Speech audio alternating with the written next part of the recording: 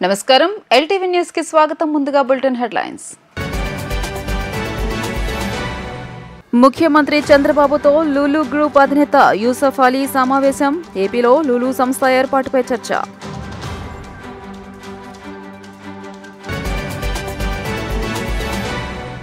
ప్రజా ప్రయోజనం అభివృద్ధి లక్ష్యంగా ప్రభుత్వ పాలన జరుగుతోందన్న డిప్యూటీ సీఎం పవన్ కళ్యాణ్ లంచాలకు తావు లేకుండా బదిలీలు పారదర్శకంగా చేశామని వెల్లడి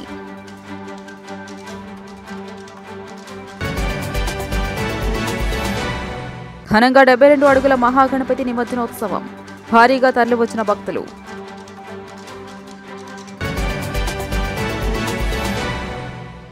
రాష్ట్రంలో పరిశ్రమల ఏర్పాటుకు ముఖ్యమంత్రి చంద్రబాబు కసరత్తు చేస్తున్నారు. పెట్టుబడుల ఆకర్షణ దిశగా అడుగులు వేస్తూ రాష్ట్ర అభివృద్ధికి అవసరమైన ప్రణాళికలను సిద్ధం చేస్తున్నారు. ఈ క్రమంలోనే సీఎంతో లులు గ్రూప్ చైర్మన్ యూసఫ్ అలీ సమావేశమయ్యారు. ఆంధ్రప్రదేశ్లో ఫుడ్ ప్రాసెసింగ్ రంగంలో పెట్టుబడులపై ఇరువురు చర్చించారు.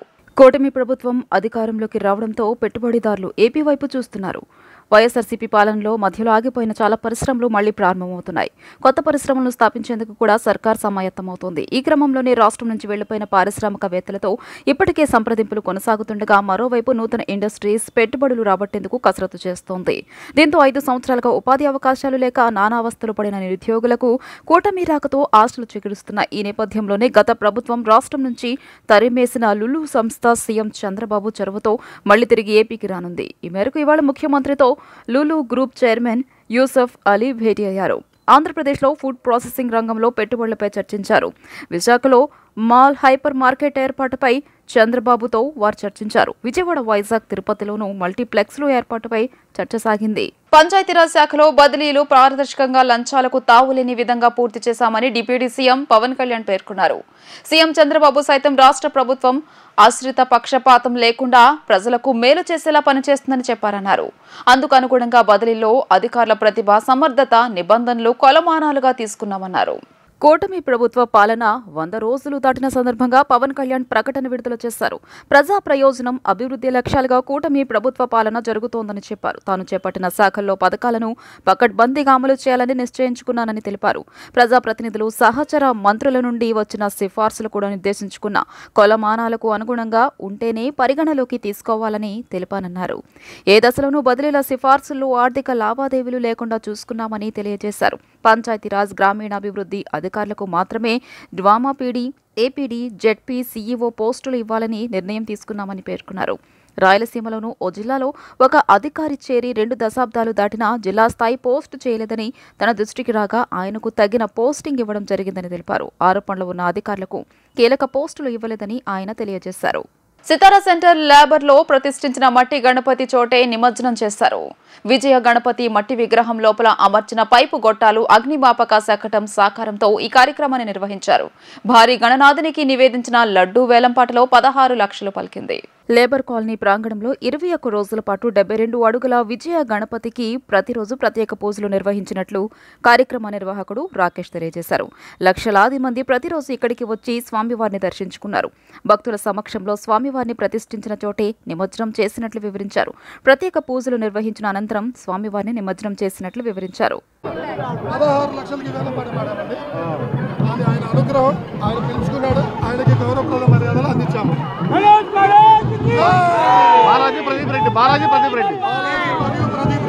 మాకు అనుగ్రహించినందుకు మేము చాలా ధన్యులమై ఉంటామండి. Thank you very much. ముఖ్యమంత్రి చంద్రబాబు పాలనలో రాష్ట్రంలో చేనేతకు స్వర్ణయుగం వచ్చిందని రాష్ట్ర చేనేత, జౌళి, బీసీ సంక్షేమ శాఖ మంత్రి ఎస్ సవిత పేర్కొన్నారు. చేనేతలను ప్రోత్సహించేందుకు రాష్ట్ర ప్రభుత్వం ప్రత్యేక మేళాలు, ఎగ్జిబిషన్లు నిర్వహిస్తుందని పేర్కొన్నారు. ప్రతి ఒక్కరూ చేనేత వస్త్రాలను ఆదరించాలని, వారానికి ఒక్కరోజైనా ఈ వస్త్రాలను ధరించాలని ఆమె పిలుపునిచ్చారు. విజయవాడ బందర్ రోడ్లోని పీవీపీ మాల్లో ఏర్పాటు చేసిన చేనేత వస్త్ర ప్రదర్శనను ఆమె ప్రారంభించారు. పొందూరు, మంగళగిరి, ఉప్పాడ, వెంకటగిరి, చీరాల తదితర చేనేత వస్త్రాలు ప్రదర్శనలో ఉంచారు. అనంతరం మంత్రి సవిత మాట్లాడుతూ రాష్ట్ర చేనేత, జౌళి శాఖ ఆధ్వర్యంలో చేనేత వస్త్ర ప్రదర్శన అద్భుతంగా జరిగిందన్నారు. నేతన్నల కళ్లలో ఆనందం చూస్తే చాలా సంతోషంగా ఉందన్నారు. స్టెల్లా ఆడిటోరియంలో ముఖ్యమంత్రి చంద్రబాబు ప్రారంభించిన వస్త్ర ప్రదర్శనకు దాదాపు 2 కోట్ల రూపాయల మేర టర్న్ ఓవర్ జరిగిందన్నారు. చేనేత కార్మికులకు ప్రతి ఒక్కరూ అండగా ఉండాల్సిన అవసరం ఉందన్నారు. ఈ వస్త్ర ప్రదర్శన వల్ల ప్రజల్లో చేనేతపై మంచి అవగాహన వచ్చిందని, ప్రతి ఒక్కరూ వారంలో ఒకసారైనా చేనేత వస్త్రాలను ధరించాలని సూచించారు. చేనేత వస్త్రాలను ధరించడం వల్ల ఆరోగ్యానికి మంచిది, నేతన్నలకు మంచిదని పేర్కొన్నారు. ఇలాంటి వస్త్ర ప్రదర్శనలు మరిన్ని ఏర్పాటు చేయనున్నట్లు తెలియజేశారు. ఈరోజు పీవీపీ మాల్లో హ్యాండ్లూమ్స్ బజార్ ఏర్పాటు చేశారు. వారికి కూడా ప్రత్యేకమైన ధన్యవాదాలు కూడా మేము తెలియజేస్తున్నాం. గత 6 సంవత్సరాలుగా ఈ మాల్ వాళ్ళు కూడా ఉచితంగా ఇవ్వటం, ఈరోజు మొదలుపెట్టి గాంధీ జయంతి వరకు హ్యాండ్లూమ్స్ బజార్ ఇక్కడ స్టార్ట్ అవుతుంది. మేము తెలియజేసేది ఒకటే, ప్రజలందరికీ నేను తెలియజేసేది ఒకటే, దయచేసి చేనేతలను కాపాడండి. అందరూ చేనేత వస్త్రాలు వారానికి ఒక్కరోజైనా ధరించవలసిందిగా కూడా కోరుకుంటున్నాం. అదేవిధంగా ఆరోగ్యానికి కూడా చాలా మంచిదన్న విషయాన్ని కూడా మీకు తెలియజేస్తున్నాం. ముఖ్యమంత్రి చంద్రబాబు నాయుడు గారు కూడా గత 100 రోజుల్లో చేనేతలకు పెద్దపీట వేయాలి, గత పూర్వ వైభవం తీసుకురావాలనే ఆలోచనలోనే మమ్మల్ని కూడా దశాదిశ నిర్దేశించారు. ఏదైతే చేనేతలు తయారు చేసిన వస్తువులు ఏ విధంగా మార్కెటింగ్ తీసుకెళ్ళాలి, ఈరోజు ట్రెండ్ ప్రకారం వాళ్ళకి శిక్షణా తరగతులు ఇచ్చి, ఎక్కడైతే ఈ మోడర్న్ విధానాన్ని మేము కూడా శిక్షణా తరగతులు ఇచ్చి వాళ్ళను ఉత్పత్తి తయారు చేసి అది సెల్లర్స్ బయర్స్ మీటింగ్ కూడా దగ్గరలో పెట్టబోతున్నాం అనే విషయాన్ని కూడా తెలియజేస్తున్నాం. గతంలో కూడా చంద్రబాబు నాయుడు గారే స్వయాన హ్యాండ్లూమ్స్ డేకి చంద్రబాబు నాయుడు గారే వచ్చి హ్యాండ్లూమ్స్ ఎగ్జిబిషన్ కూడా ఓపెన్ చేశారు. స్వయాన ఆ రోజు గతంలో 5 సంవత్సరాల్లో ఎగ్జిబిషన్ పెడితే 20,000 జరిగేది. మళ్ళీ రోజు చంద్రబాబు నాయుడు గారు ఓపెన్ చేసిన ఎగ్జిబిషన్స్లో 3 కోట్ల దాకా కూడా టర్న్ అవ్వలేదు. చేనేతలు అందరికీ ధైర్యం, చంద్రబాబు నాయుడు గారు వచ్చారు, చేనేతలకు అండగా ఉంటారు. వాళ్ళు తయారు చేసిన వస్తువులను కూడా మేము అనేక చోట్ల ఎగ్జిబిషన్స్ కూడా పెట్టి మార్కెటింగ్ కూడా చేయబోతున్నాం అనే విషయాన్ని కూడా మీకు తెలియజేస్తున్నాం. ఈరోజే విజయవాడలో కూడా మన ఎగ్జిబిషన్స్ పెట్టాం. అదేవిధంగా గుంటూరులో కూడా 1st to 15th సిద్ధార్థ గార్డెన్స్లో కూడా మరి ఎగ్జిబిషన్స్ పెడుతున్నాం. మరికొన్ని ప్రాంతాల్లో కూడా ఎగ్జిబిషన్స్ పెడుతున్నాం. అదేవిధంగా బయర్స్ అండ్ సెల్లర్స్ మీటింగ్ కూడా దగ్గరలో పెట్టబోతున్నాం అనే విషయాన్ని కూడా మీకు తెలియజేస్తున్నాం. రాబోయే పండుగ రోజుల్లో చేనేత వస్త్రాలను ధరించి చేనేత కార్మికులకు మద్దతుగా నిలవాలని NTR memorial trust managing trustee CM Chandrababu సతీమణి నారా భువనేశ్వరి పిలుపునిచ్చారు. ఎంతో కష్టపడి పనిచేసే వారి ఆనందంలో పాలు పంచుకోవాలని ఆమె కోరారు.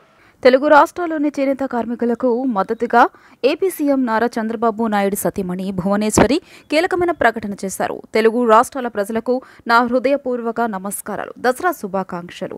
నిజం గెలవాలి యాత్ర సమయంలో నేను రాష్ట్ర వ్యాప్తంగా తిరిగినప్పుడు చేనేత కార్మికులు చాలా మందిని చూశాను. వాళ్ళు పడే ఇబ్బందులు, కష్టాలను నేను తెలుసుకున్నాను.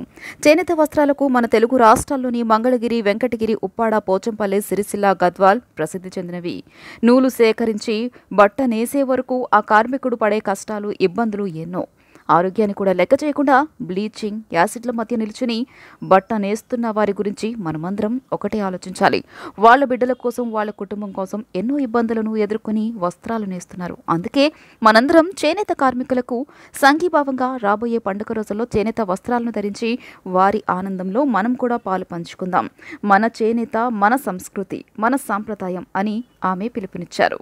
తెలుగు రాష్ట్ర ప్రజలకి నా హృదయపూర్వక నమస్కారాలు మరియు దసరా శుభాకాంక్షలు.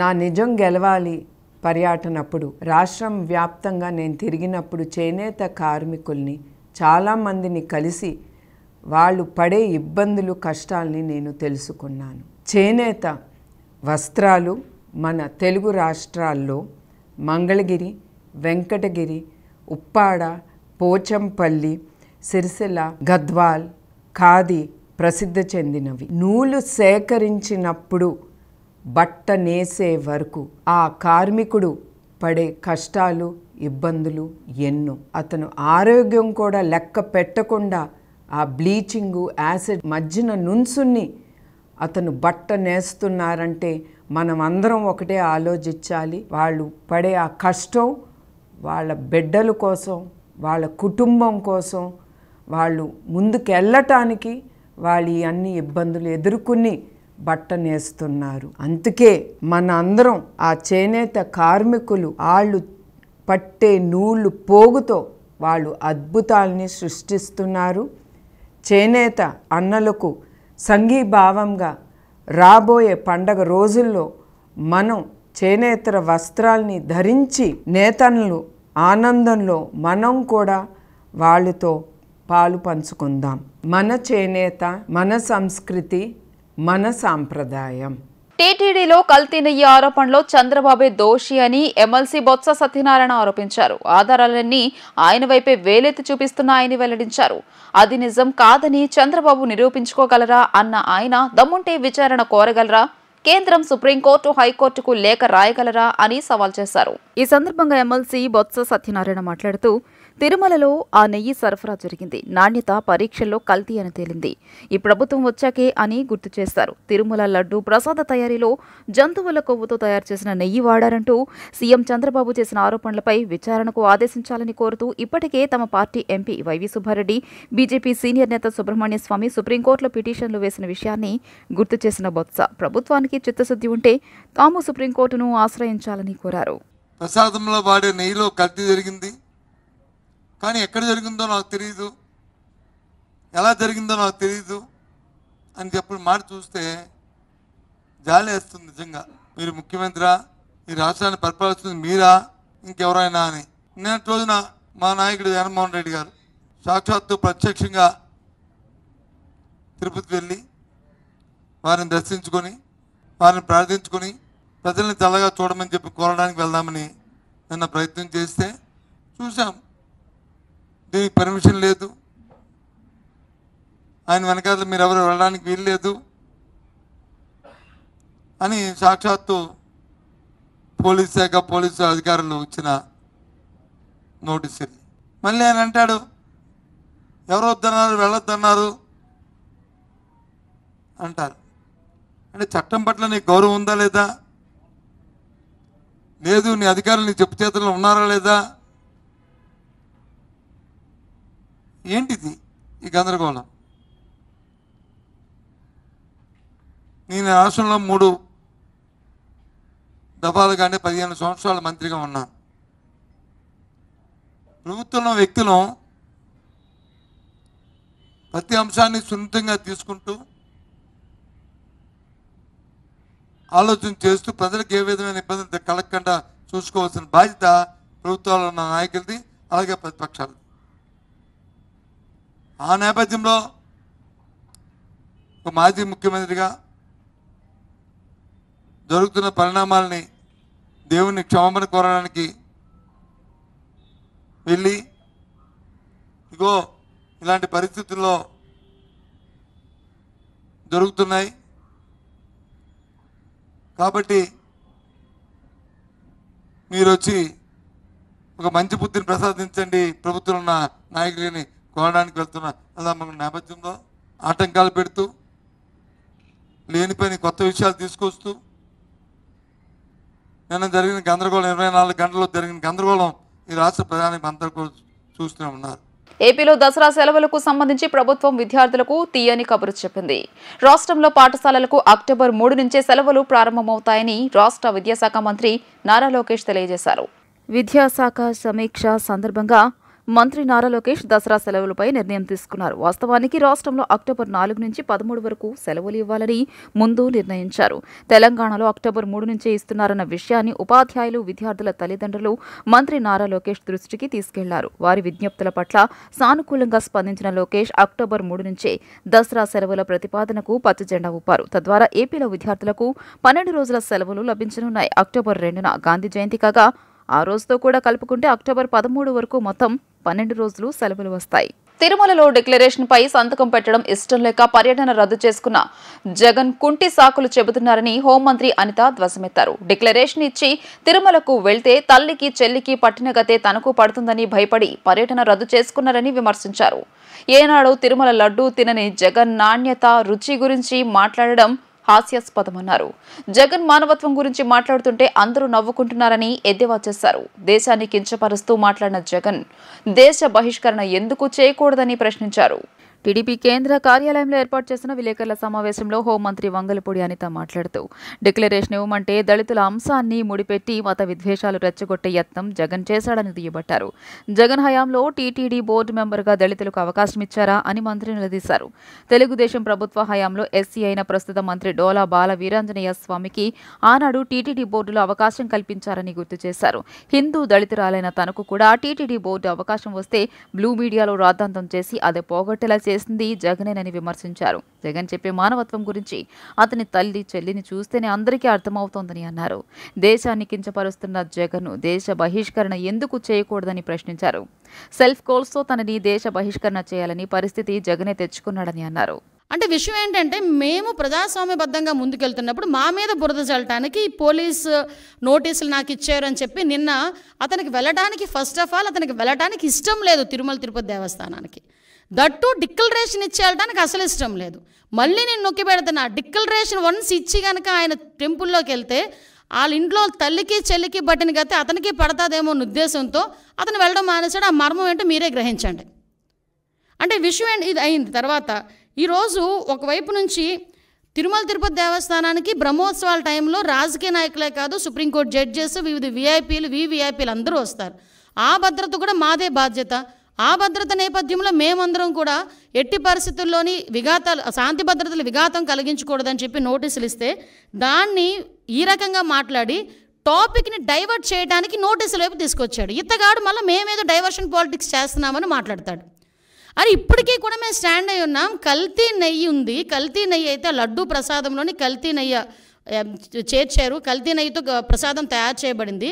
దాని గురించని ముఖ్యమంత్రి హోదాలో ఉన్న చంద్రబాబు నాయుడు గారు కానీ, ఉప ముఖ్యమంత్రి హోదాలో ఉన్న పవన్ కళ్యాణ్ గారు కానీ, లోకేష్ బాబు గారు కానీ మేమందరం మాట్లాడుతున్న ఈ నేపథ్యంలో దాని గురించి మాట్లాడండి అంటే దాని గురించి మాట్లాడకుండా నేను మెట్లు ఎక్కుతాను, ఏంటది దర్శనానికి వెళ్తాను అని చెప్పి డైవర్ట్ చేయడానికి ప్రయత్నం చేసింది నువ్వు.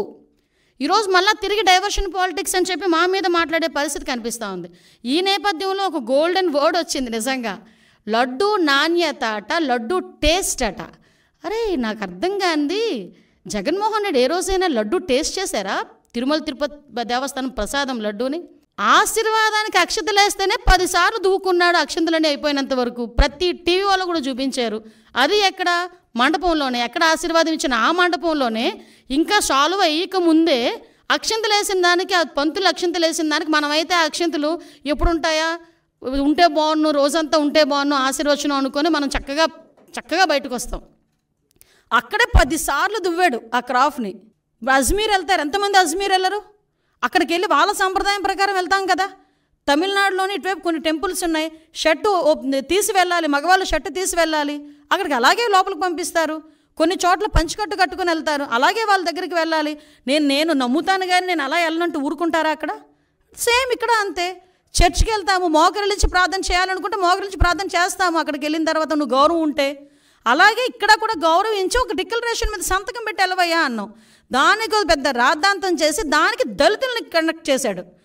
అంటే ఒక అతను చేసిన పొరపాటుని కులమతాల మధ్య విద్వేషాలు రెచ్చగొట్టడానికి ఏ రకంగా మాట్లాడుతున్నాడు. నాకే ఈ పరిస్థితి ఉంటే దళితులకి ఏ పరిస్థితి ఉంటే? అసలు దళితులు అన్న పదం నోట్లోంచి రావడానికి నీకు అర్హత లేదయ్యా. ఎందుకు చెప్తున్నానంటే ఇదే తిరుమల తిరుపతి దేవస్థానం బోర్డు మెంబర్ల గురించి మాట్లాడుతూ నువ్వు ఒక మాట మాట్లాడు.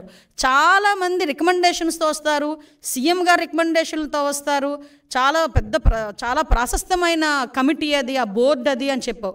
మరి ఆ బోర్డుని ఒక రకంగా చెప్పాలంటే భ్రష్టు పట్టించడానికి 50 మంది సలహా మండలిని ఎందుకు పెట్టావు?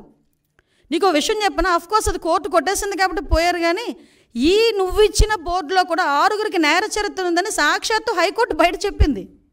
నీకు ఇంకో విషయం తెలుసా, నువ్వు ఇచ్చిన బోర్డులో ఒక్కడు కూడా దళితుడు లేడు. నువ్వు ఈరోజు దళితుల గురించి మాట్లాడుతున్నావు. వైఎస్ఆర్సీపీపై ఆ పార్టీ అధ్యక్షుడిపై పీసీసీ అధ్యక్షురాలు వైఎస్ షర్మిల మరోసారి విమర్శలు గుప్పించారు.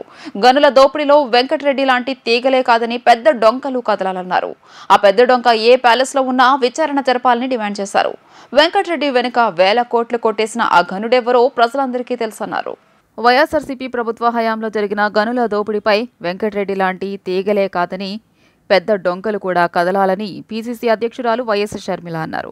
ఆ పెద్ద డొంక ఏ ప్యాలెస్లో ఉన్నా విచారణ జరపాలని ఆమె సామాజిక మాధ్యమం వేదికగా డిమాండ్ చేశారు. 2,566 కోట్ల దోపిడీకి పాల్పడ్డ ఘనుడు వెంకటరెడ్డి అయితే తెర వెనుక నుండి సర్వం తానే 1000 కోట్లు కాజేసిన ఆ ఘనాపాటి ఎవరో రాష్ట్ర ప్రజలందరికీ తెలుసన్నారు. 5 ఏళ్లుగా రాష్ట్రంలో సహజ సంపదను దోచుకుతున్నారని ఆరోపించారు. అస్మదీయులకు మైనింగ్ కాంట్రాక్టులు ఇచ్చారని, టెండర్లు, ఒప్పందాలు, నిబంధనలన్నీ బేఖాతరు చేసి అనుకున్న కంపెనీకి దోచిపెట్టారని పేర్కొన్నారు. ఎన్జీటీ నిబంధనలను తుంగలో తొక్కారని ఆరోపించారు. రాష్ట్ర ఖజానాకు రావాల్సిన నిధులు సొంత ఖాతాలకు తరలించారన్నారు. గత ప్రభుత్వ హయాంలో జరిగిన మైనింగ్ కుంభకోణంపై ఏసీబీ విచారణతో పాటు పూర్తి స్థాయిలో సమగ్ర దర్యాప్తు జరపాల్సిన అవసరం ఉందన్నారు. చిన్న చేపలను ఆడించి సొమ్ము చేసుకున్న పెద్ద తిమింగలాన్ని పట్టుకునేలా దర్యాప్తు జరపాలని కూటమి ప్రభుత్వాన్ని కోరారు.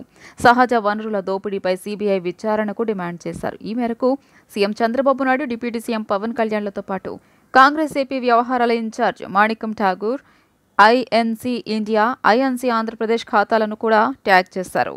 వార్తలు ముగించే ముందు హెడ్లైన్స్ మరోసారి.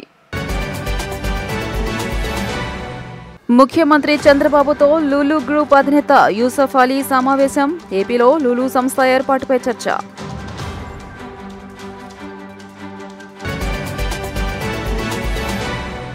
ప్రజా ప్రయోజనం అభివృద్ధి లక్ష్యంగా ప్రభుత్వ పాలన జరుగుతోందన్న డిప్యూటీ సీఎం పవన్ కళ్యాణ్. లంచాలకు తావు లేకుండా బదిలీలు పారదర్శకంగా చేశామని వెల్లడి.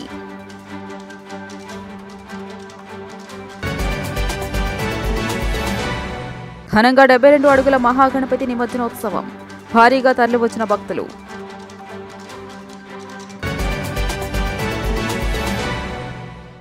ఈ వార్తలు ఇంతటితో సమాప్తం. నమస్కారం.